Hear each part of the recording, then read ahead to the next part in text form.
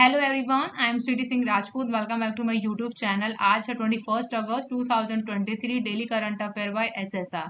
सो आज हम करने वाले हैं 21 अगस्त से रिलेटेड जो कि टॉप 10 क्वेश्चंस होंगे, उनको हम यहाँ पे डिस्कस करेंगे विद बैकग्राउंड इन्फॉर्मेशन के साथ, और साथ ही साथ सबसे पहले हम करेंगे क्विक रिविजन। तो चलिए सेशन को स्टार्ट करते हैं। सेशन स्टार्ट करने से पहले मैं आप लोगों से कहना चाहूंगी, प्लीज आप वीडियो के लास्ट तक जरूर बने रहिएगा, क्योंकि आज का सेशन जो है बहुत ज्यादा इंपॉर्टेंट है और इंटरेस्टिंग भी है। तो प्लीज आप वीडियो को सब्सक्राइब एंड बेल आइकन पे क्लिक जरूर कीजिएगा, ताकि जो भी वीडियोस आए उन सभी की नोटिफिकेशन आप तक पहुंच जाए।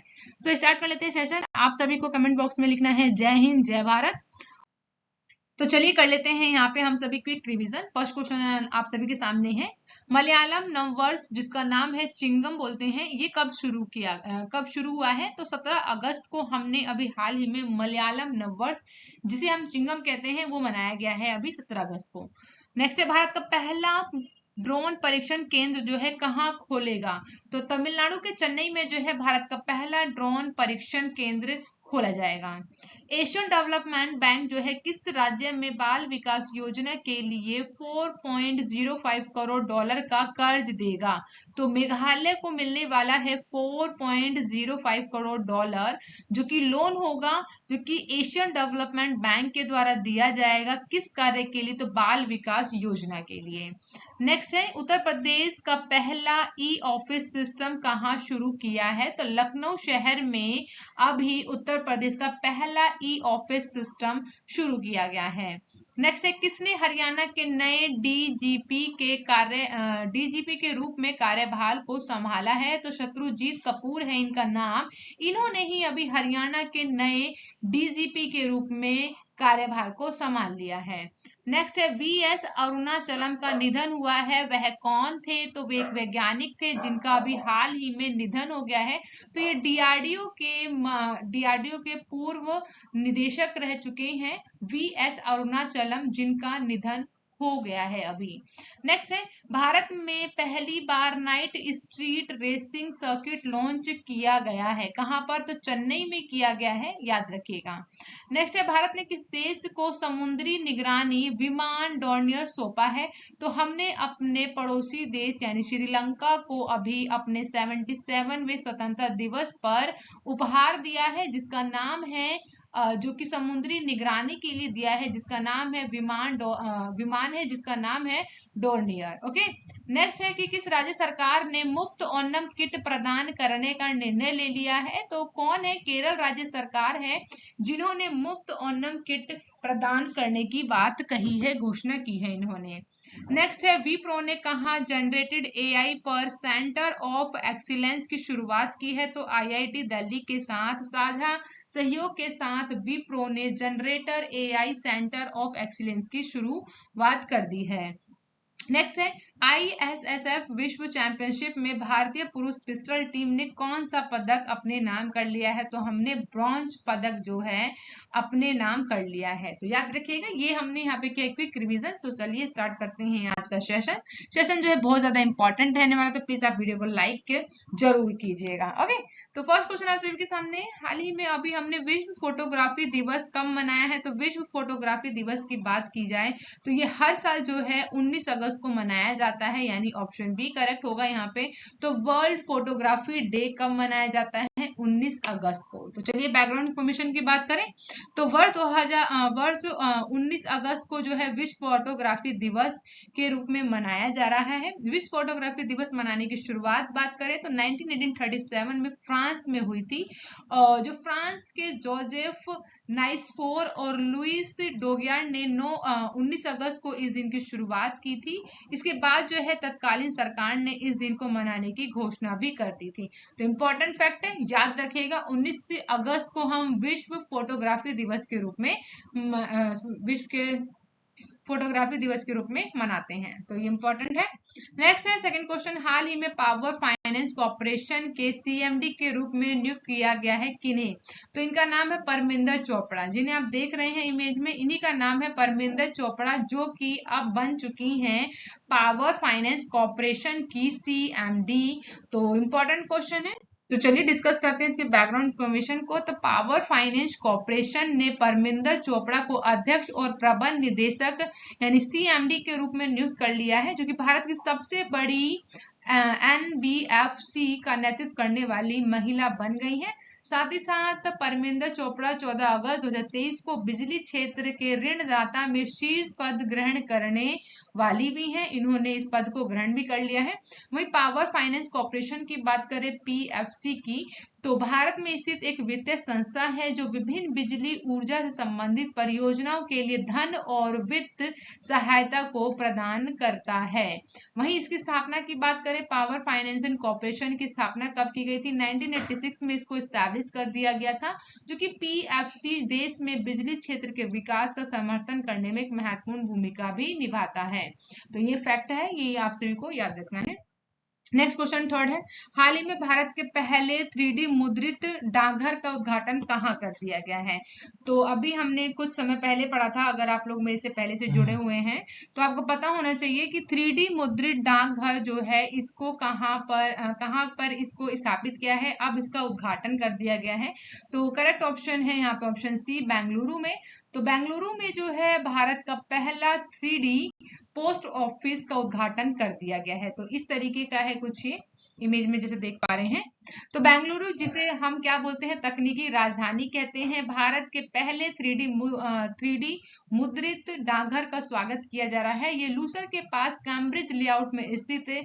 इस डाकघर को दक्षता, स्थिरता और डिजाइन के लिए एक नया मानक भी स्थापित किया गया है। तो याद रखिएगा, भारत का पहला 3D मुद्रित डाकघर कहाँ पर है? बेंगलुरु में है। नेक्स्ट क्वेश्चन की बात करेंगे, फोर्थ है, हाल ही में अभी किस राज्य सरकार ने भगवान बिरसा मुंडा सड़क योजना का क्रियान्वयन की घोषणा कर दी है? तो भगवान बिरसा मुंडा सड़क योजना की जो शुरुआत की गई है किस राज्य सरकार के द्वारा की गई है? तो महाराष्ट्र राज्य सरकार के द्वारा किया गया है। तो ऑप्शन बी यहाँ पे सही होगा। तो याद रखिएगा, महाराष्ट्र में जो है भगवान बिरसा मुंडा सड़क योजना की शुरुआत कर दी गई है, उसके कार्य को शुरू कर दिया है। महाराष्ट्र सरकार ने जो है 18 अगस्त 2023 को राज्य के आदिवासी क्षेत्र में भगवान बिरसा मुंडा सड़क योजना का क्रियान्वयन की घोषणा कर दी है। वहीं 17 जिलों के सभी आदिवासी बस्तियों जो कि वाड़े और पाड़े के मुख्य रास्ते को जोड़ने के लिए भगवान बिरसा मुंडा जोड़ रास्ता योजना लागू करने को राज्य मंत्री ने इसकी मंजूरी भी दी है। वहीं इस परियोजना की बात करें तो इसमें जो लागत आएगा वो 5,000 करोड़ रुपए खर्च करने होंगे इस परियोजना में। वहीं अगर रास्ते की बात करें तो ये 3838 किलोमीटर लंबा रास्ते का निर्माण किया जाएगा। इन रास्तों के जरिए आदिवासी विकास विभाग की स्वतंत्रता सीमित बनाई जाएगी और इसमें जो काम करने वाले हैं वो है सार्वजनिक निर्माण कार्य विभाग, जिसे पीडब्ल्यूडी कहते हैं, बोलते हैं। यही जो है पब्लिक वर्कर्स डेवलपमेंट, जो कि रास्ते का निर्माण कराएंगे। तो इंपॉर्टेंट है, याद रखिएगा, भगवान बिरसा मुंडा सड़क योजना कहाँ की है? महाराष्ट्र की है। तो यहाँ पे आपको याद रखना है महाराष्ट्र को। नेक्स्ट 5 क्वेश्चन, हाल ही में किसने व्यसन मुक्त बंगाल अभियान की शुरुआत कर दी है? तो व्यसन मुक्त बंगाल की शुरुआत करने वाली हैं जिनका नाम है द्रौपदी मुर्मू, जो कि हमारी राष्ट्रपति हैं। ऑप्शन सी इज करेक्ट है। यहाँ पे द्रौपदी मुर्मू ने अभी हाल ही में मेरा बंगाल व्यसन मुक्त बंगाल अभियान की शुरुआत की है इन्होंने। राष्ट्रपति द्रौपदी मुर्मू की बात करें तो इन्होंने ब्रह्म कुमारी द्वारा आयोजित नशा मुक्त भारत अभियान में मेरा बंगाल नशा मुक्त बंगाल अभियान की शुरुआत की है। इस अभियान का उद्देश्य समाज और देश में नशीली दवाओं के दुरुपयोग के मुद्दे को संबोधित करना था। वहीं राज्य भवन में अपने भाषण में भी राष्ट्रपति की बात करें तो इन्होंने युवाओं पर नशीले दवाओं और दुरुपयोग के प्रभाव और जीवन की सही दशा चुनने की क्षमता पर चिंता व्यक्त की है। तो मेरा बंगाल नशा मुक्त बंगाल की इस अभियान की शुरुआत किसने की है? राष्ट्रपति द्रौपदी मुर्मू ने। तो याद रखिएगा इस क्वेश्चन को। नेक्स्ट है 6 क्वेश्चन, हाल ही में अभी देवन दत्त का निधन हुआ है, ये कौन थे? तो जिन्हें आप देख रहे हैं इनका नाम है देवन दत्त और ये क्या थे? शिक्षाविद थे। तो ऑप्शन बी इज करेक्ट है, ये इनका भी हाल ही में निधन हो गया है। नेक्स्ट क्वेश्चन 7 है, हाल ही में सरकार ने वास्तविक समय में बाढ़ की जानकारी प्रदान करने के लिए कौन सा ऐप शुरू किया है? तो अभी जो भारत की सरकार है उन्होंने जो है वास्तविक समय में अगर जब कोई बाढ़ आती है तो बाढ़ आने से ठीक पहले अगर पता चल जाए लोगों को तो वो अपने जान माल की रक्षा कर सकते हैं। इसीलिए एक ऐप भी बनाया है जो कि 7 दिन पहले, तो 7 डेज पहले ही ये इन्फॉर्म कर देगा कि बाढ़ कहाँ पे और कितनी तेजी से आने वाला है, तो याद रखिएगा। तो इसका क्या नाम रखा है, इसका नाम रखा है फ्लड वॉच। तो ऑप्शन बी इज करेक्ट है। तो फ्लड वॉच याद रखिएगा, फ्लड वॉच इसका नाम है, जो कि वास्तविक समय में बाढ़ आने की जानकारी को प्रदान करेगा। तो चलिए यहाँ पे हम समझते हैं बैकग्राउंड इन्फॉर्मेशन को। तो प्रभावित क्षेत्रों में बाढ़ की स्थिति पर रियल टाइम जानकारी प्रदान करने के लिए एक ऐप लॉन्च किया गया है, इसका नाम है फ्लड वॉच। तो फ्लड वॉच ऐप जो है 23 राज्य और केंद्र शासित प्रदेशों में रियल टाइम में बाढ़ जो कि फ्लड आएगा उससे जुड़े अपडेट भेजने के लिए 348 स्टेशनों से आंकड़े को इकट्ठा करेगा, जो कि 7 दिन पहले ही बाढ़ की जानकारी लोगों को मिल जाएगी। तो याद रखिएगा, बाढ़ की अगर बाढ़ से बचना है तो आपको भी क्या करना होगा, फ्लड वॉच ऐप का यूज कीजिए। उससे आपको 7 दिन पहले ही पता चल जाएगा कि आपके राज्य में, जिले में, गांव में कहाँ पे बाढ़ आने वाली है, तो आप अपनी रक्षा कर सकते हैं खुद की और लोगों की। नेक्स्ट क्वेश्चन है, हाल ही में अभी निकारागुआ में अगले भारतीय दूत के रूप में किसे नियुक्त कर दिया है? तो जिन्हें आप देख रहे हैं इनका नाम है सुमित सेठ। तो ऑप्शन ए करेक्ट होगा यहाँ पे। तो सुमित सेठ को अभी निकारागुआ के अगले भारतीय दूत के रूप में चुन लिया है। वहीं 18 अगस्त को अभी जो है सुमित सेठ को निकारागुआ में भारत के अगले राजदूत के रूप में नियुक्त किया गया है, जो कि 2005 के बैच के भारतीय विदेशी सेवा अधिकारी हैं, जिनका नाम है सुमित सेठ। ये वर्तमान में पनामा में भारत के राजदूत हैं। वही भारत और निकारागुआ के बीच की बात करें तो द्विपक्षीय संबंध है इनके, मधुर और मैत्रीपूर्ण हमारे संबंध है भारत और निकारागुआ के बीच में। भारत और निकारागुआ के बीच की बात करें, उनकी अगर हम डिप्लोमेटिक रिलेशन की बात करें, राजनिकाय संबंध की बात करें, तो ये जो है मार्च 1983 में ही स्थापित कर दिए गए थे दोनों के देशों के बीच में। वहीं पनामा में भारतीय दूतावास जो कि समवर्ती रूप में निकारागुआ से मान्यता प्राप्त है। निकारागुआ के पहले भारत में एक दूतावास था जिसे 1990 में बंद भी करा दिया गया। वहीं वर्तमान में टोक्यो में निकारागुआ का दूतावास जो है समवर्ती रूप से भारत से ही मान्यता प्राप्त है। तो ये फैक्ट है, कुछ फैक्ट है आपको याद रखना है, तो इंपॉर्टेंट है। सुमित से जो है निकारागुआ में भारत के अगले राजदूत के रूप में चुन लिए गए। नेक्स्ट क्वेश्चन 9 है, हाल ही में भारतीय मूल के थरमन षणमुगरत्नम को किस देश के राष्ट्रपति चुनाव के लिए अर्हता प्राप्त की गई है? तो जिन्हें आप देख रहे हैं इनका नाम है थरमन षणमुगरत्नम। इन्हें अभी सिंगापुर में राष्ट्रपति चुनाव के लिए अर्हता प्राप्त हो गई है। तो ऑप्शन डी करेक्ट है यहाँ पर। तो याद रखिएगा इसके बारे में। सिंगापुर के राष्ट्रपति चुनाव लड़ने के लिए भारतीय मूल के थरमन षणमुगरत्नम को सरकारी कंपनियों के 2 चीनी मूल के पूर्व अधिकारियों ने अर्हता प्राप्त कर दी है। वही नववर्तमान राष्ट्रपति जिनका नाम है हिलिमा याकूब, जो कि 6 साल का कार्यकाल उनका 13 सितंबर को समाप्त होने वाला है। तो इंपॉर्टेंट है, याद रखिएगा। नेक्स्ट है 9 क्वेश्चन, हाल ही में किस राज्य के मुख्यमंत्री ने अबुआ आवास योजना की घोषणा की है? तो अभी जो है अबुआ आवास घोषणा की योजना की शुरुआत की है, जो कि है झारखंड के। तो झारखंड के जो सीएम है इनका नाम है हेमंत सोरेन। इन्होंने ही अभी अबुआ आवास योजना की शुरुआत की है। तो हेमंत सोरेन जो कि झारखंड के मुख्यमंत्री हैं, इन्होंने स्वतंत्रता दिवस के अवसर पर राज्य में जरूरतमंदों के लिए एक नई योजना की शुरुआत की है, जिसका नाम है अबुआ आवास, जो कि इस योजना के तहत अगले 2 साल में लगभग 15,000 करोड़ से ज्यादा खर्च कर राज्य सरकार अपनी निधि से अपने जरूरतमंदों को आवास उपलब्ध कराएगी। तो याद रखिएगा, अबुआ आवास किस राज्य से संबंधित है? झारखंड से संबंधित है ये योजना।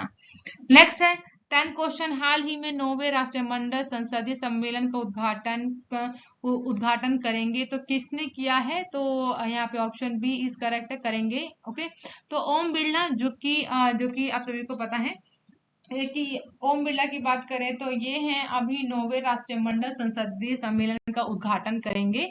तो लोकसभा अध्यक्ष हैं ओम बिरला, ठीक है।